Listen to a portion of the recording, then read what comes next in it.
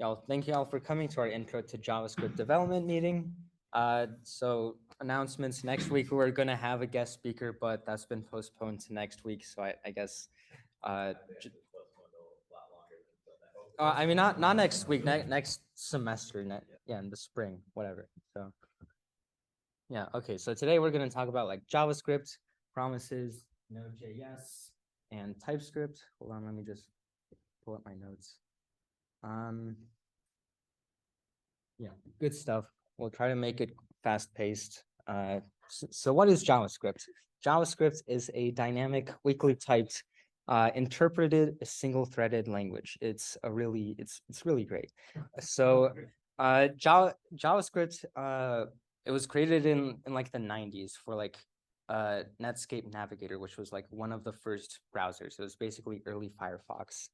And nowadays, like JavaScript is used like everywhere, for better or for worse. Like it's way past browsers now. It runs on servers, it runs mobile apps, it's everywhere. Like there's like some law that whatever can be written in JavaScript will be written in JavaScript.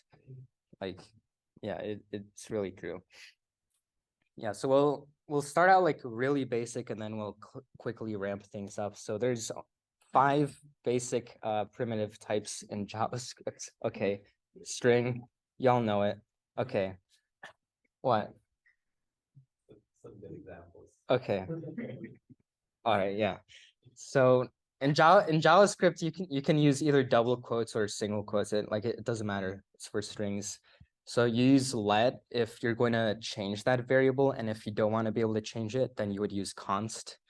So a number, it's just like there's no differentiation between integers or floats. It's just number. Boolean, true or false. Y'all know that.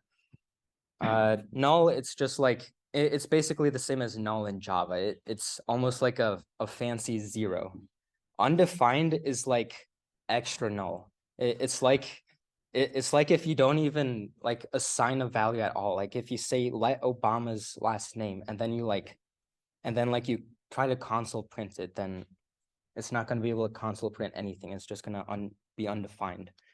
Or if you like define a function and you call it with no parameters, then it's just going to print undefined here.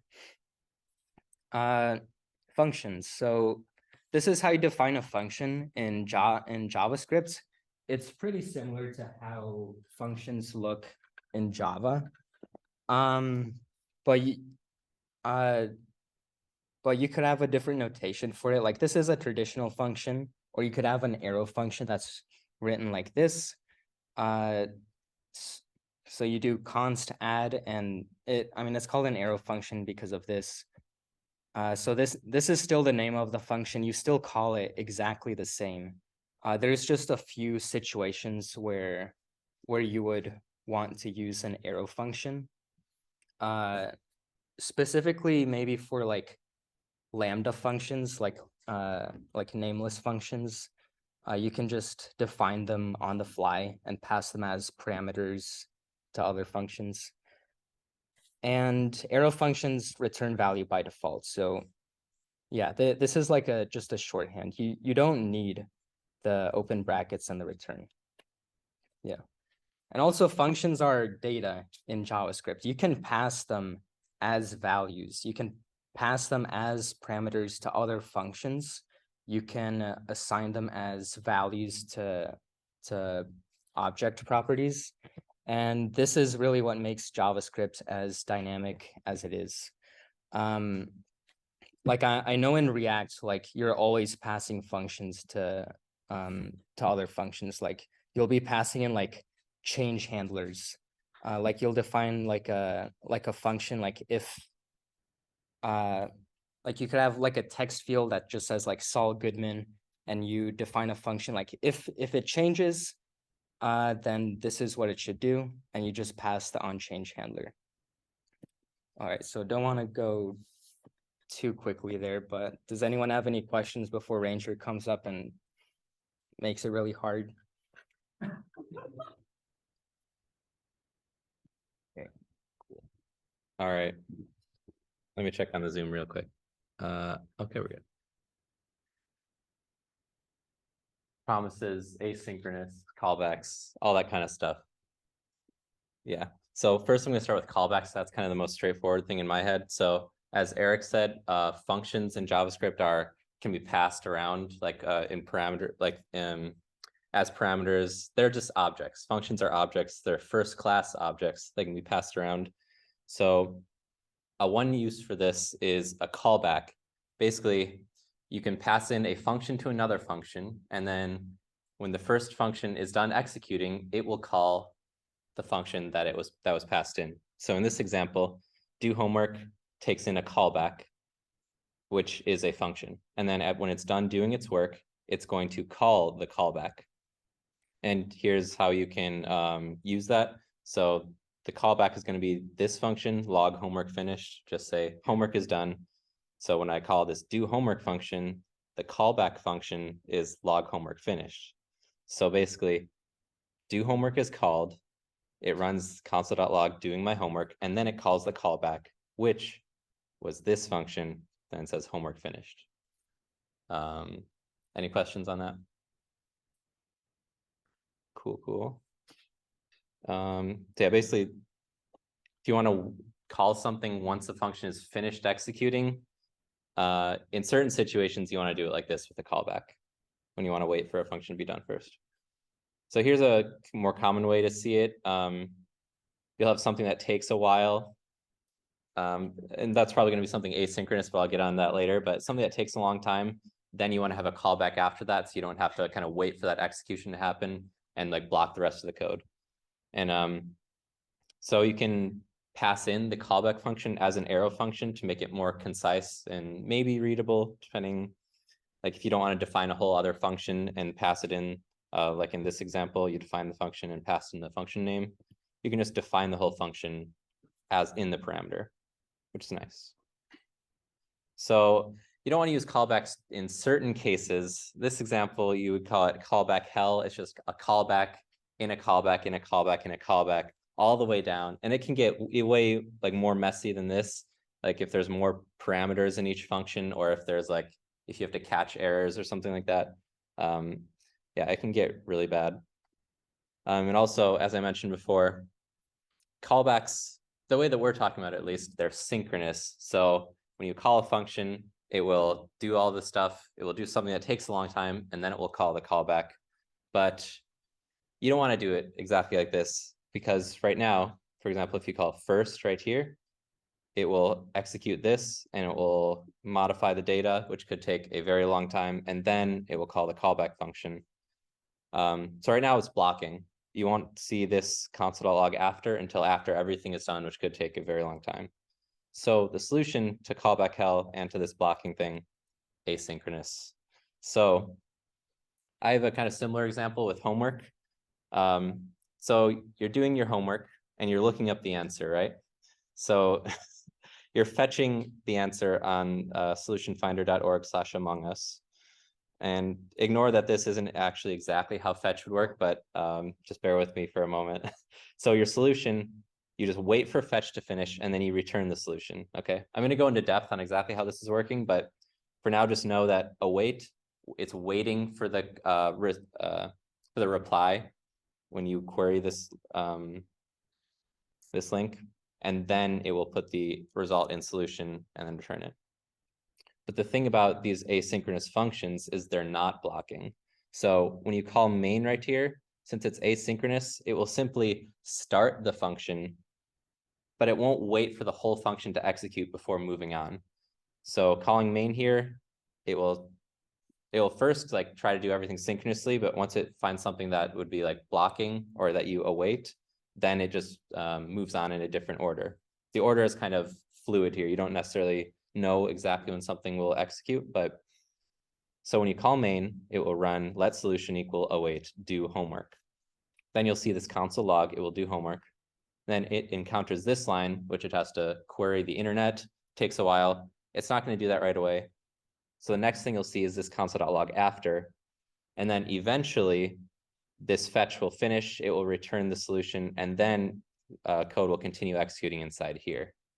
So I'm going to go into more depth, so don't worry if you're a little confused right now. Here's an example of converting something from like a more callback kind of structure to a async await kind of structure. So in this example, you simply want to go to the store, and then once you're done with that, then you want to buy stuff at the store, and then you want to go home and then cook it and then eat, and then log that you're done. So every function in this top section has a callback for its second argument. So you want to go to the store, and then after you're done, the callback is this buy function, which tells you what you want to buy. And then inside that buy function, like you pass in another function, which is go home, and so on. So that's hard to read, and it's really not optimal for several reasons. But in this case, a really good way to write it out would be using async await kind of structure. So instead of having each function have a callback as a parameter, each of these functions would be asynchronous, and then you would just await them. So you wait for go to store. Once that's finished, then you buy, and then you go home, and so on and so on. So it looks a lot nicer, obviously. You don't want to do this in every case, but yeah. So what's the difference between this and just simply calling these functions one after another? It depends kind of exactly how they're implemented, but let's say they're all asynchronous functions, right? So if you call go to store, then it might like start that asynchronous function, but before it actually finishes, it will move on and execute the next line. So it might call go to store, and before you're actually at the store, then it will try to execute buy steak, potatoes, green beans, but you're not even at the store yet, so it wouldn't make any sense. It wouldn't work, that kind of thing. So wait, so await is basically telling the program, don't go to the next line until I finish this. Yes, but specifically with asynchronous functions. You can only use await for an asynchronous function.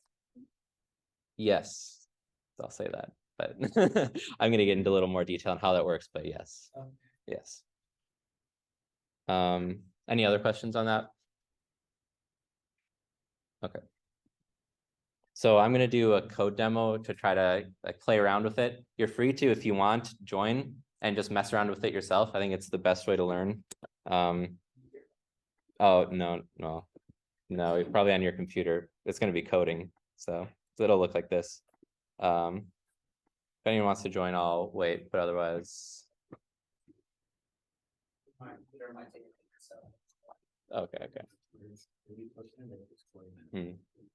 Yeah. Oh yeah, I need to post it to the Zoom too.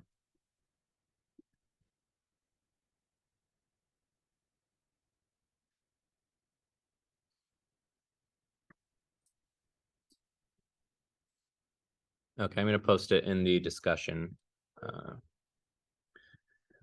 So for now, I'll just move on, and then you guys can, if you want, take a look at it now or later. It's just so you can mess around with it and figure out how it works yourself. Because you probably won't learn this completely just by seeing the presentation. So I have this example that follows our previous examples, except now fetch is actually used in the actual correct way. So, oh, perfect. Is this big enough right now? Can everyone see it okay? Okay. Okay. Let's make it a touch bigger. Okay. So I'm just going to go through what this does real quick. So first you call main. This is the main function. Inside main, you call do homework, and you pass in this as a callback. So this callback simply takes in the parameter, and then it prints it in this string. Okay. So you call main, it executes do homework, and then it console.logs done. And then after you call main, you call after.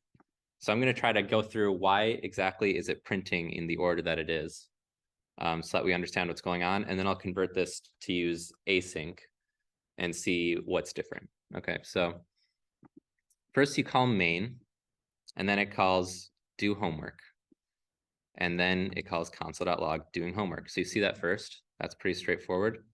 And then after this, it calls fetch, which is asynchronous. When fetch is done, it will convert to JSON, which is another asynchronous operation. And then it will call this callback with the resulting JSON quote. Oh, by the way, I forgot to mention, this is the Kanye REST API. Alan just told me about it over the weekend. It's it just prints out it returns a Kanye West quote, just a random one. It's pretty funny.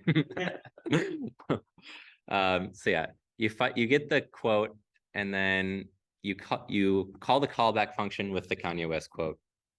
And this is the callback function, so that should just say the solution is, and then it'll put in the Kanye West quote. And so that's a unique homework assignment, but that's what it is. So this is obviously the first thing that's executed, and then fetch is called, and then eventually, when fetch is done, it will print out solution is, and then the quote. But that actually prints last, even though this stuff is after the execution, like logically. So why does that happen? Because this is asynchronous, so it does not block the code. So as soon as it starts executing fetch, it tells JavaScript, put this in the event queue, I think, technically, and then it will execute it later, or it will wait for a response. But then after it does that, it just moves on. So it doesn't wait for it to finish. It just finishes with that function. So then you're out of here and you move on to done. So that's how you see done next. And then main is done, so it prints after. And then even though you're at the end of the code, fetch is still waiting for a response from the Kanye REST API. And it finally, thank God. And then it finally triggers the callback, which prints it out, okay? So this is doing callbacks with no like real asynchronous functions, except for fetch, which is like almost built in. I'm going to convert this to asynchronous and see how we would do it differently. So instead of doing a callback, we just return the result. So I simply want to take I'll make a variable for the Kanye quote. And then I want fetch to give me that quote. So since I want to wait for fetch to give me the result, I'll put await there.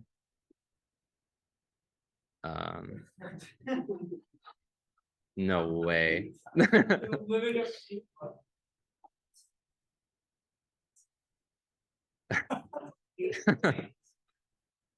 Stop. No, we can put this all on one line. It's perfectly fine.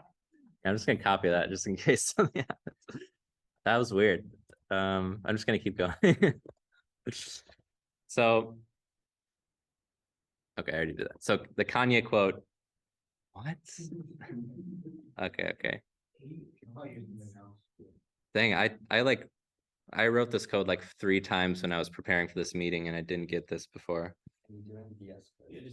Yeah, I could. All right. We are recording. Okay. I need to install Notepad real quick. Okay. Now I need to make it much bigger. You use robots editor. It has JS support. Yeah, I'll think about it. Is that visible big enough? Okay. So what did you say? Oh, Vim. No. So no callback anymore. I took out the callback. So instead of calling the callback right here, I'm just going to have it return this JSON quote. So I know Eric went over the arrow functions really quickly, so I'm just gonna like re-emphasize this since there's a lot of them in a row right now. So fetch. Okay, yeah. Something. Oh, right. Okay. Anyway, fetch is asynchronous. Once fetch is done executing, it gets the response, then it will call this function, which is just takes the response and returns response.json, that function, which is also asynchronous. And then it takes the result of that and puts it into this parameter in the next then. And then it returns that dot quote. So it's like accessing the quote field in this JSON object. Okay, so each of these is just a function that returns what's on the right side. And the input is the result of the previous thing in the chain, right? So fetch result goes here, the JSON result goes here, and so on. And then this whole thing will return JSON.quote. Wait. Yeah. So you can use await on asynchronous functions, and anytime you use await, you have to make the function asynchronous, like the encapsulating function. Right, yeah. So you can't use await. You can only use await inside an asynchronous function because otherwise, yeah, you can't. That's all. So anytime you use await, you have to make the next one async. Yeah. So, I have a bit of a problem understanding the arrow notation with functions in JavaScript. For res there, Yes. is that a function, like what is that taking in and what is that outputting? Okay, so yeah, I'm just gonna, just for the sake of this question, I'm gonna write out what this looks like in regular function syntax, so.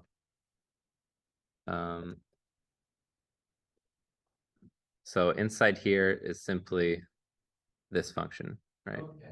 And so then this parameter gets filled in by the dot then essentially. So when the dot then happens, it passes in the result of this and like passes that result into there.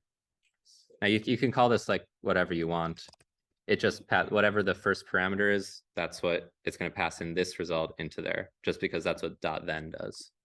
Okay, and because JavaScript is weakly typed, it can just, res can just kind of be anything. I believe so, yeah. You don't have to say what it is at least, but yeah. Is it, I mean, does it have a type anyway? I mean, like if you hover over res, does it infer a specific type? Oh yeah, it does infer a specific type because fetch, I guess, defines its types somehow. I don't know exactly how that works, but yeah, it tells you it's going to return a promise which contains a response. I'm going to get into promises in a little bit, but yeah. Any more questions on this part of the code? And now everything in the dot then is executed once fetch completes. Correct. And then once this function completes, then the next dot then will be calling this function. Yeah, I can see how that could cause a problem if you have a bunch of dot. Yeah, exactly. Okay. Put that back to how it was. Okay, so now declared, okay, yeah. So now we just return the Kanye quote. So now this function is asynchronous and it returns the Kanye quote without any callback needed. So now what we do here, we know, well, we still call it solution. And then we don't need to pass in a callback function. But instead I'm just going to, so we're just going to wait for this function to finish with await. And then that's going to be put in, the answer is going to be put in solution, and we'll just print that out like that. So we don't need the callback function at all anymore because we took it out of here. Now you'll notice this needs to be an asynchronous function as well. So anytime you start using async, it kind of like starts to permeate your whole code base, which is good, usually. So yeah, does that whole transformation make sense? How I took out the callback and put in awaits and async instead? Any questions on that? Yeah. This kind of wanted to share a general tip of what you said about how once you start using await and async, it kind of spreads out everywhere. If you're doing something like building a backend or specifically a REST API in JavaScript, yes, the very top level function where it's like you have your route, that kind of defines where the APIs can come. Yes, you want to make that async too, so that way you can make everything else under async or wait if you need to call other APIs. Because that was something that took me a while to figure out, and I've done a couple of APIs in JavaScript. Yeah. Async is super cool and useful. I love it. Yeah. So if you did not put await right there on line 10, Yes. okay, then Whoop. then it would start running do homework, and then immediately after it would try to run console log solution is solution. Yes, I'm actually, let me run that right now. Yeah, I was actually just exactly going to do that. I think this is how I run it. Uh-oh. This is why I wanted to do it online. Try Require fetch. Const required. Oh, right. Fetch equals. Oh, no fetch. Yeah, thank you. Yeah, it's gonna it's gonna tell me to do it the other way, even though it doesn't work. Oh wow. Okay.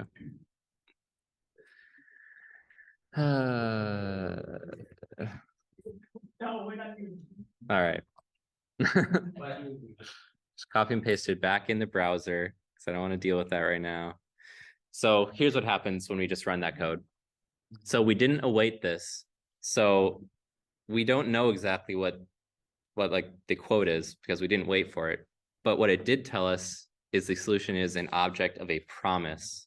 So now this kind of gets into the whole world of promises and what is really going on behind the scenes with async. Every actually let me move on back to the slides for a quick second. Promises. All right, actually let me go through the order of this and then I'll get into that. Okay, so this is await and oh my god. First off, my ID award. That's crazy. These 8 lines of code. I mean, it's still ran. Yeah, it still ran. Wait, what'd you say, From? Yeah, well, next time.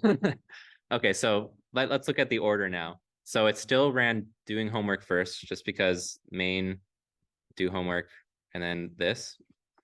And then it awaits this. But since main was called without an await right here, right? So and then this is called with an await. So essentially, you know why this is executed first, right? Wait. Wait. It's yeah. So this is executed first just because this is called and then this is called and then that's called. There's no like asynchronous operations in there necessarily. But then once it gets here, it realizes it can move on with the rest because it needs to wait on. So then after this, because all of that is asynchronous, it gets to an asynchronous operation, it can just move on and call after. That's why that's next. I know this is definitely confusing, but I'll keep moving on. So eventually this fetch returns, and then it will be able to finish this function and return the Kanye quote, which finishes this await and puts it in the solution. And then that's printed, and then done is printed. Yes. When you call main, if you called await main, would it print doing homework or after first? It would, if I did await main here, if I could, because it's not in an async function right now, it's just at the top level, which is not async, but let's pretend it was, then after would be the last thing printed, because it would wait for everything within main to be done. Yeah. So you can't make like top level asynchronous. No, you can't await them. You can call them, but you just can't wait for them to finish because that would block like the entire code essentially. Mm-hmm. Yeah, any other questions on that before I move on to promises? Okay, promises. So behind the scenes of async is promises. So essentially every time I've said like every time you take the result of an asynchronous function, it's always a promise. Even if you just return like an integer, if you return it within an async function, the actual return value is a promise of an integer.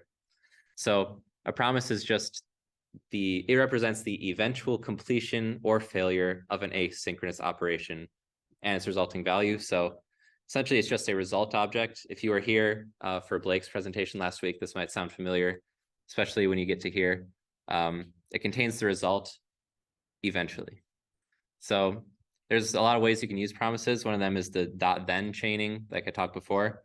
When this promise completes, then it will call this function with the resulting value. And then it will call this function with the resulting value, and so on. And if any of these have an error, then it will just skip straight to the catch. Right? So if you remember the railroad example in Blake's presentation, the top railroad is success and the bottom one is failure or something like that. Basically, if it all works, it will just keep going along the success line. Otherwise, it will fall into the error line and do the catch. So this is the promise, and you just do .then, and .then returns another promise, which is why you can .then again and again, over and over and over. So yeah, if you don't want to use the .then chaining, you can use the async await instead. So you can await a promise. You can await any promise, even if it's not, doesn't do like anything that takes a long time or is asynchronous or whatever, you can still await it.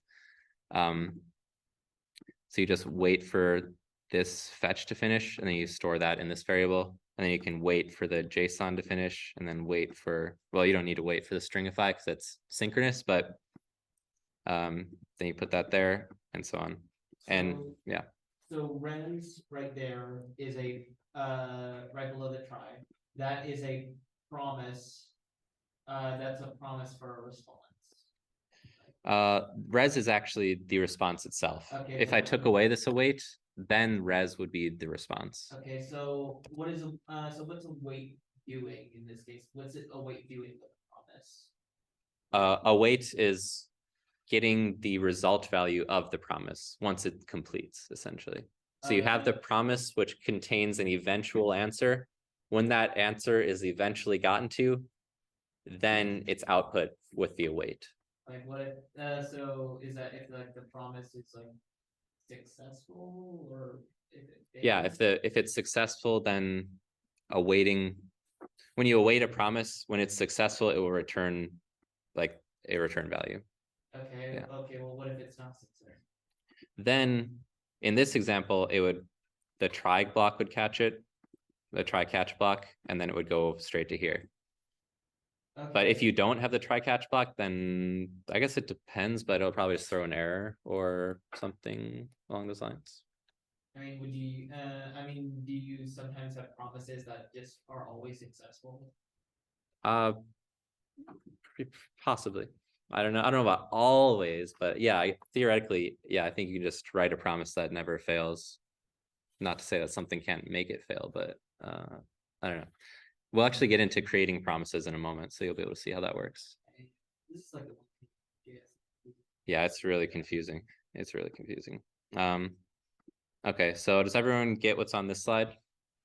Any questions on this? Yeah. Again, kind of, I don't know, like what Brian said, I understand there might technically be some cases where a promise might never fail, but if that's the case, not saying it's not something where you never need a promise, but usually if you're using a promise, it's for communicating with something external, like a database or another service somewhere or API. So like, let's say your connection cuts out or its connection cuts out in the middle of it, that's a chance for a failure right there. So kind of, I guess the idea of it is that you shouldn't expect that it's always going to succeed. So Yeah, and it makes me wonder, like, if that's the case, like, do you always surround it with a try block, or do you always just have like a catch, right after all the statements? Well, it's really a lot like any other function you call. If you expect that it might error, then you probably want to be able to catch the error. Okay. Yeah, but in a lot of cases, promises are like doing that communication kind of thing, and it could not communicate right.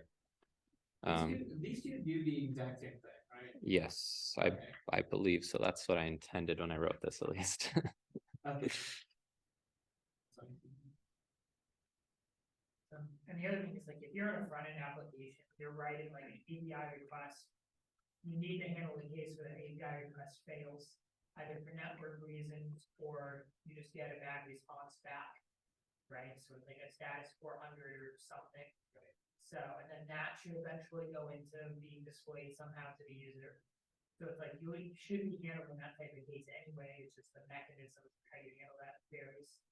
Okay, and as being shown on here on the slide, one way you could do it is like using catch like without a try block, and the other way is like a try block and a catch block. Yeah, those are equivalent. You would pick one or the other depending on the situation you're using them from. Okay, that makes sense. All right, cool. So yeah, making your own promise. So you don't just have to rely on functions that return a promise. You can make your own just like this. So you just do a new promise object and you pass in a function, right? This function can take in two parameters, resolve or reject. If resolve is called, then whatever is in here becomes the return value. If reject is called, then whatever is in here is like the error value. So, yeah, Resolve and reject, they're both functions. they are both functions. And they both return whatever type the promise is supposed to return. Well, they return whatever. It's Oh, well, JavaScript. they return But yeah, and if worked is just some yeah, just some dummy variable. Just whatever you will need to do, you do it first, and assuming it's successful, then you call resolve, and then the promise is like done once you call resolve or reject. Yeah. What would happen if the programmer absentmindedly passed in something like an integer to this function rather than a function itself? Passed in where? Like, oh wait, no, I see. So resolve and reject are Oh yeah, so these are kind of passed in automatically by the promise. So when you create the new promise, resolve and reject are functions that the promise object like kind of takes care of. Yeah. Promise takes a function that takes two more functions. Yeah, and it fills in those values. Yeah, those functions. So yeah, this is how you could write it if you want to be like really obvious what's going on, but more likely you'll see it. Oh yeah. Did you like previously define resolve and reject, or is it like a built-in JavaScript keyword? Oh, I think these can be whatever. I'm not 100% sure. Okay, yeah, they can be whatever. Yeah. Yeah. I usually see them as resolve and reject though, or like res, reg, j. So yeah, this is how you could see it written out, but more likely you'll see an arrow function. So it's exactly the same this way, but yeah. And all resolve and reject do is they just is just whatever they call, they return whatever's passed, whatever was passed into them. Yep, and they like stop the execution of the function. Yeah. Okay. So yeah, I'm gonna demo one more time and show like making a promise. It's the same file if you want to go to it. Yeah. So I create a new promise here. Okay, set timeout. If you haven't seen this before, it takes in a callback function and a number of milliseconds before it should execute the callback function. So this here essentially will execute. Oh wait, I actually didn't want to show all this right now. Okay, whatever. So when set timeout is done after 1000 milliseconds or 1 second, it will console.log middle, and then it will resolve. So basically we just created our own promise here that after 1 second, it will resolve. So now we could use that promise if we wanted to, like my promise equals, and then instead of awaiting, this is just a promise. And then, you know, if I wanted it to take in a certain amount of time, I'll say like, oh my God. I'm so confused. Don't worry, I'm not mad at you. I'm mad at these guys who think they can just make you pay for this. What do we find other competitors? It's all free. I know. I don't know. I just don't know why it didn't happen before when I was testing this. But anyway, let's say your promise, you want to return a function that is a promise that waits a certain amount of time, right? So I'll say seconds here. So promise right now is a function that takes in one parameter called seconds. Oh, seconds times 1000. So now I can use that promise here, say await my promise, and then wait 2 seconds, and then it will be done. So let me just run that in here, possibly. I forgot. This website always executes the one called script.js. So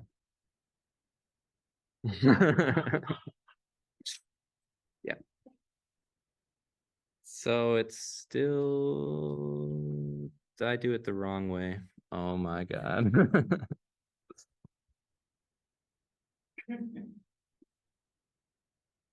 All right. So starting, and then you define the promise. This alone doesn't do anything. This is just defining your function. And then you call the promise, you wait 2 seconds, and then you print done. If you don't await it after 10 seconds, so if you don't await it, it will like call that promise, but it's not going to execute right away, and it's not going to wait for its execution to finish. So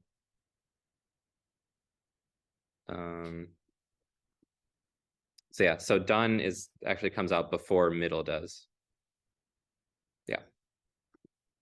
So yeah, fun fact about set timeout, it does not return a promise. It just like creates a subroutine or something along those lines. And so you can't just await it like it's a promise, even though that would be super convenient. So you have to make your own promise if you want to use that. Yeah. And the reason that done printed before middle is because these are asynchronous. Yeah, I guess that's one way of putting it. But I mean, yeah, promises, they represent an eventual completion. So they're not, you don't wait for them to complete unless you call await, right? So they kind of execute in the background, if you want to think about it like that. But in the meanwhile, code keeps on executing even while the promise is still working in the background. Can you just walk through what happened when my promise was called? Yeah. So when you call my promise, let me write this out as a function just so it's clear. Okay, so function my promise. Okay. Function my promise takes in one argument and it returns this new promise.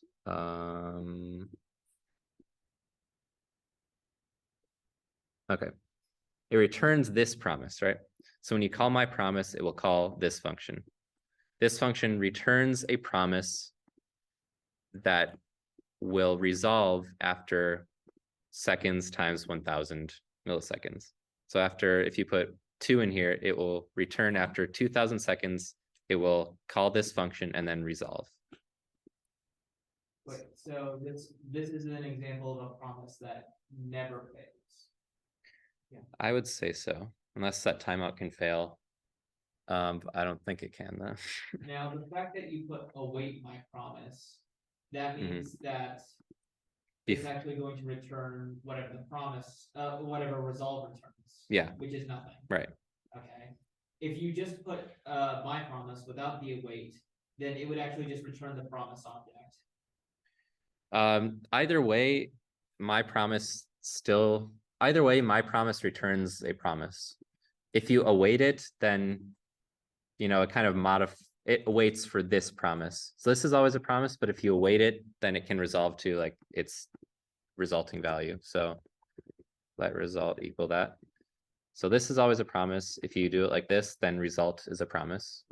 If you await something that is a promise, then it just waits for that promise to finish and then returns that value. So it's really more about result will be, I guess, undefined maybe. If you do it without the await? Yeah, if you do it with the await. Oh yeah, nothing was passed to resolve, so I guess result would be undefined. Yeah, or no, I think it's undefined. Undefined, according to Blake. Not anything useful. Yeah.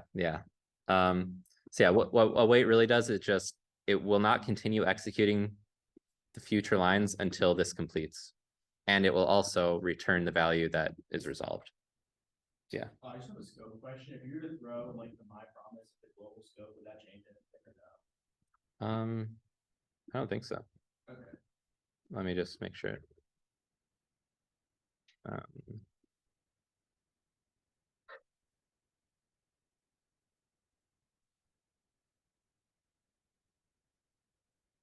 Yeah, we're good.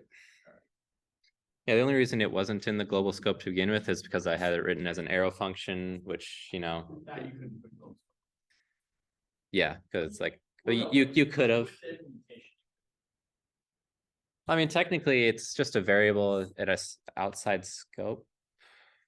Anyway, I'm not going to get into it and make a mistake. So I know, like, we've been going on for a while, but Yeah. can you explain why we needed a promise in the first place? Like, why, Yeah. like, why did we have to like do that? Like, why couldn't we set timeout and just said I'll wait 2,000 milliseconds before this happens? So set timeout, when you call it, it doesn't, block execution either, even though it's not technically an async function, it will not block execution. So when you call it, it just immediately moves on and starts executing the next lines. The only thing set timeout does is wait until it calls this callback function for this time, but it doesn't block you from proceeding. So it's sort of like an async function that you can't await. Yeah, that's how I would describe it, I guess. That seems really weird. It is, in my opinion, really weird. There might be reasons I don't know about. Okay. So all you have is callbacks, right? So like the initial, like these are all the problems with callbacks. That was all there was. So async await came into existence because people were like, this callback thing is dumb. Okay, and we basically put that into a promise just so that we could await it. Yes, that's why I did it here. Yeah, you can just use the callback, and that's perfectly fine for a lot of cases. But yeah, that seems like a design flaw. Oh, well, yeah. Like, yes and no. Like, it is JavaScript. But it's not a design flaw because it was designed before the alternative solutions existed. Yeah. So there's a nuance there. Yeah, I'm saying the fact that we needed this alternative solution is a flaw. I think your confusion stems from the fact that like we're using set timeout here. Like if you're making an API call, you don't know how long that would take, which is like where the promise would actually be useful. Yeah. So if I just had like, fetch, okay. GitHub Autopilot just filled that in. So if you had fetch there and then, when that fetch is done, I want to, resolve. Then you have no idea how long this is going to take. But whenever it does resolve, then this promise will be like completed. But you could just await the fetch in the first place, but there's certain cases where you want to create your own promise. Not a lot of cases as far as I know, but resolve is always called when the promise is complete. The promise is complete when resolve is called. Okay, the promise is complete when resolve or reject. Yeah. Because these functions are the end. Like when you call them, that's the end. Yeah. So anyway, I'm gonna move on because we're kind of trying to run. It's a weird concept. Do you have something? Yeah, I was gonna say anything in the dot then gets run once the promise is finished. Yeah. When you call resolve, then it will move on to the next dot. Then it will get done awaiting anything like that. Yeah, the promise will be finished. Anyway, so yeah, it's a little thing, event-driven programming. In a lot of JavaScript, since on the top level you can't like await things. Essentially, at the top level, you might just have a bunch of events being registered. You see this in a lot of different places, but so you have these buttons. You button .add event listener. So you say basically whenever this event is triggered, then you call this callback, and then whenever this event, like whenever this button is clicked, then you use this callback. So these execute right after the other. They don't wait for the event to be called because that would be dumb. You just want to register like all the buttons on your web page. If the user clicks them, then this code executes. Otherwise, you're just sitting looking at the web page.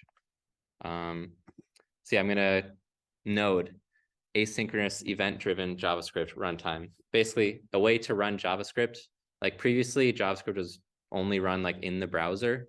I mean, there are other options as well, and Node wasn't the first, but Node is a good way to run JavaScript outside of the browser, and it's one of the most popular right now. Single-threaded. So even though when I said things are happening asynchronously, it's really only executing on one thread. So, compiler stuff, whatever, or however it works. And technically, it's all happening only one thing at a time, but from your perspective, it's happening in the background. Yeah. Now, back to Eric, who is technically the former vice president of SSD. Yeah. Technically also the former president. All right. We're gonna talk about node packages now. If I go too fast, slow me down. I might have done the first part too quickly. But hold on. Alright. Okay, so what is a node package? A node package is it's just a bundle of code that you can install in your project as a dependency. So in general, they're free and open source and really useful. Some examples are like Express, React, Jest. So it's also possible to make like private node packages, but typically that's something that like only companies do and use internally. So there's package managers for JavaScript. A really popular one is npm. I'm guessing it's the most popular one. There's over 1 million packages. Typically how you would install it is npm install and then the package name, and you would have this flag to save it as a dependency. I'll explain what that means later. So I'll use my own node package as an example. So I published a node package called Saul Goodman Quotes. It's available on npm actually. You can download it. I published it on Sunday and just got like 200 downloads, like for no reason. It's like it's the only package that with a Better Call Saul tag. So maybe that's yeah, and I'm also using Better Call Saul versioning. So oh yeah, so it's the only node package you'll ever need. It requests up to almost 16 unique quotes by Saul. Yeah, I'm also using Better Call Saul versioning. So that's season 1, episode 2 of Better Call Saul. That's clever. Oh, the homepage is just like Saul's commercial from the show.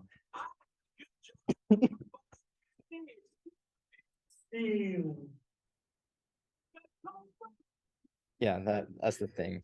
All right, Ranger, where's VS Code? it's down there. Okay. All right, yeah. Yeah, so this is my repository. Let's see. Yeah, it's just this folder. So publishing a node package is actually not as difficult as you might think it is. If you know how to like make a GitHub repository, it's not that much harder. Like really, really all basically like if you have let me just cd into the project. Ranger, what the hell is this command line? Is this like Vim? Are you still in node? Control C.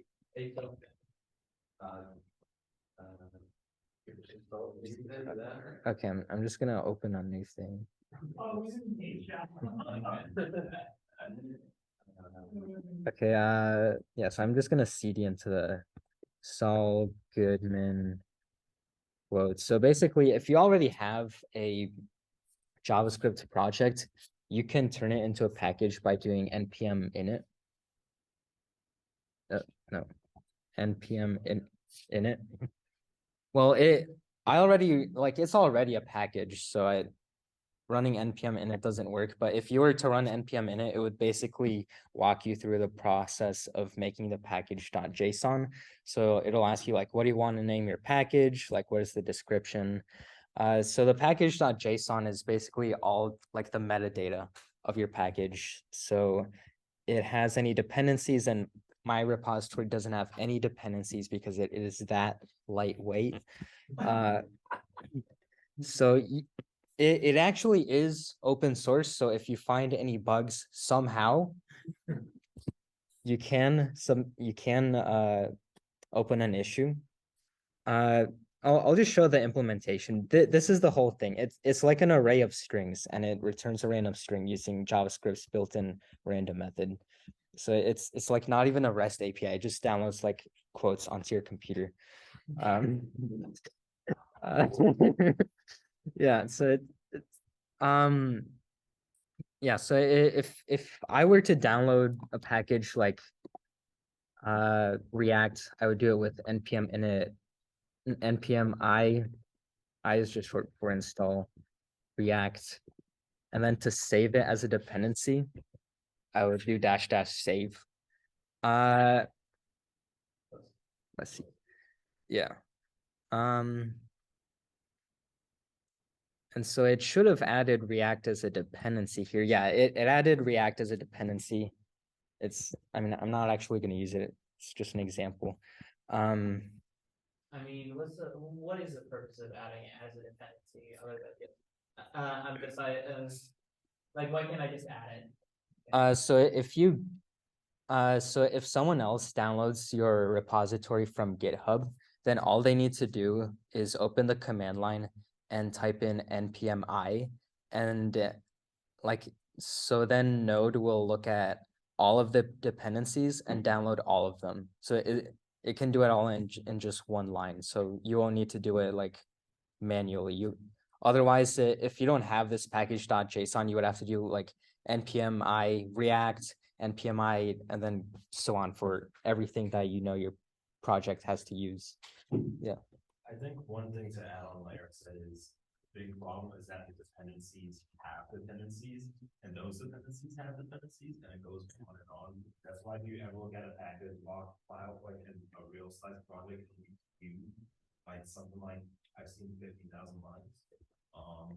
So managing all that to GitHub by yourself is really a pain in the ass. So why do that when you can just like hit one command that's like 4 words and then have to take care of it? Yeah, I find it interesting, like every like JavaScript based like project that I find it, it's like, okay, once you install this, like then you run an npm install. Yeah. So if you didn't do the dash dash save, people could clone your repository, and they could type npm install, but it wouldn't actually install anything because there wasn't actually any dependencies to add. Yeah, I think like with the very newer versions of npm, it will automatically like save as a dependency, but that's just kind of a new thing. But yeah, what you said is true. It is good to just manually put the save thing. What's the difference between package.json and package? So what Jonas was saying about how your dependencies have dependencies, that's what's managed here in the package lock. So I guess this isn't a very good example because there's only like one thing here. I don't know. I'm just gonna open up one of your random things, Ranger. Okay, so this is our senior project. Ranger Nice senior project. Okay, let's look at the package lock. So yeah,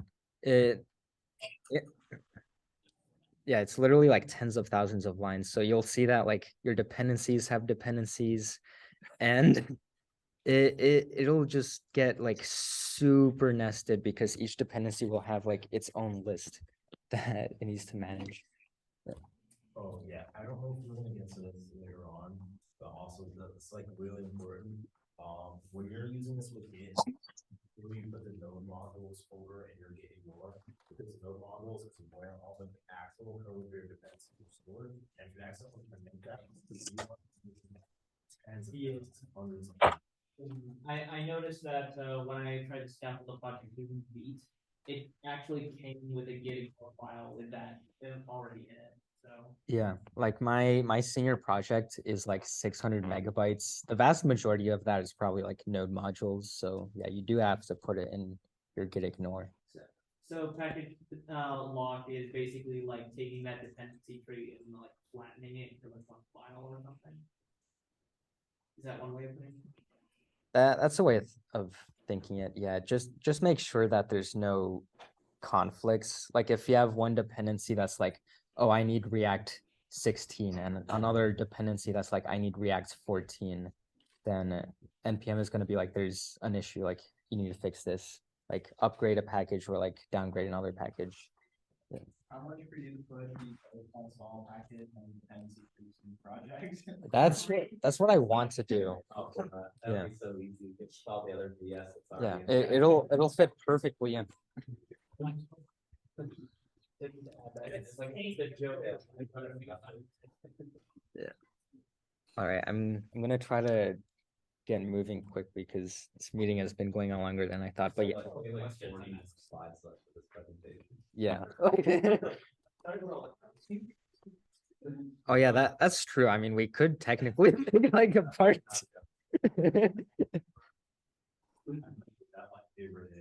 Even mention TypeScript. Oh yeah, we haven't even mentioned is next week TypeScript?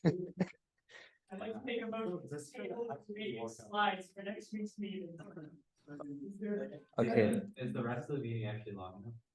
yes. Okay, so is everyone good with that? Okay, I'll just finish I guess talking about my package and then we'll move on. It's a good package, okay?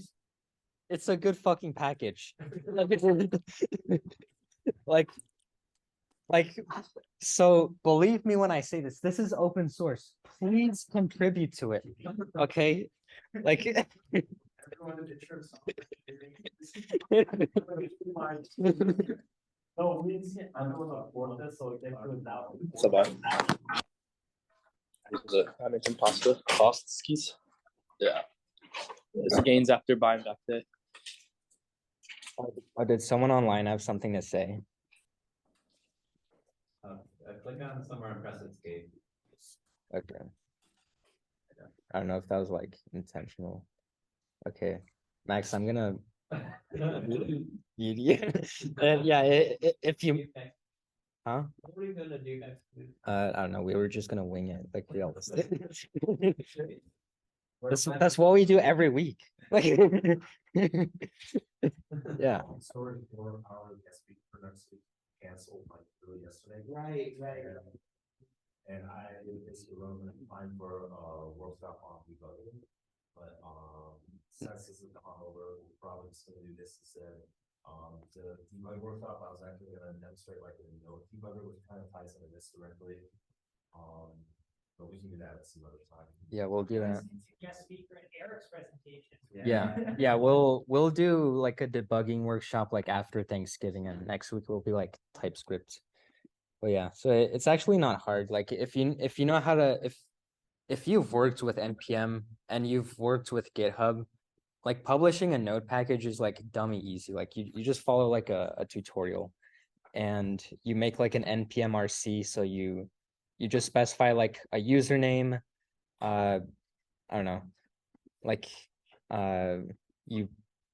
this is basically like the homepage. The readme is the homepage that you'll see here. So yeah, that's my package. I guess that's the end of the meeting. We only cover like half the stuff that we intended to, but yeah, so next week we'll just finish it. All right, thank you all for coming. Hold on. Let me just show like the incredible ending slide that I prepared anyways. So all right. Yeah. Do you have access to the attendance code? Oh yeah.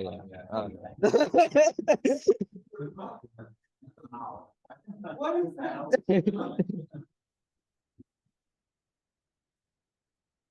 All right, thanks. Wait, Eric, before we log off, I'm gonna need you to pull that slide up again. This, yeah.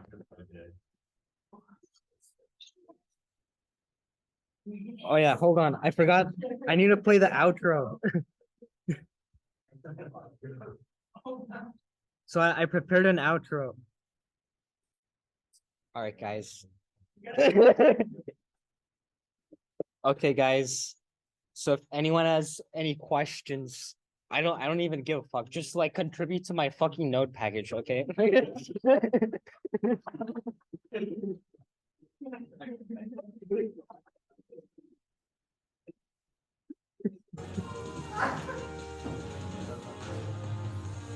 guys for coming. We're done.